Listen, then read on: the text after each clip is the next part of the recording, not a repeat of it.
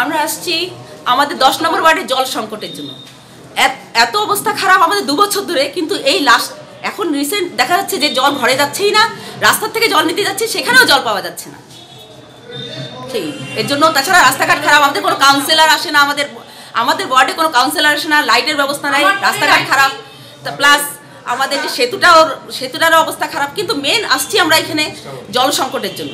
জলের অবস্থা এতই খারাপ যে আমরা এখন মানে রাস্তার থেকে জল একদম পাইপ ভেঙে গর্ত করে নিতে হচ্ছে।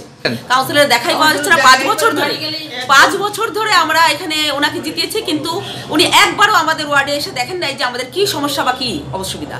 ওনার বাড়ি আমরা যাইনি। এই নিয়ে আপনারা পৌরপতিকে জানিয়েছেন? এই নিয়ে আমরা ফার্স্ট টাইম এই পৌরপতিকে জানাতে আসছি। এমনি রাস্তাঘাটে একবার ওনার সাথে দেখা হয়েছিল, আমি পার্সোনালি ওনাকে জানিয়েছিলাম, উনি বলছে হয়ে যাবে। কিন্তু এতদিনে যখন সবার সমস্যা একসাথে হলো, তখন সবাই মিলে জোট বেঁধে আমরা আসলাম এখানে, যাতে আমরা আমাদের সমস্যাটা সমাধান করতে পারি। আমাদের জলের সমস্যা, কারেন্ট থাকলেও জল যায় না।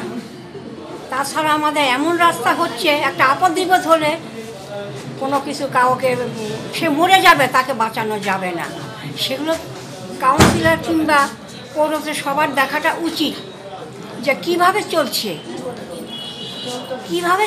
কিভাবে ওনারা বসবাস করছে। এখন এই জলের সমস্যা কি তীব্র? একদম তীব্র।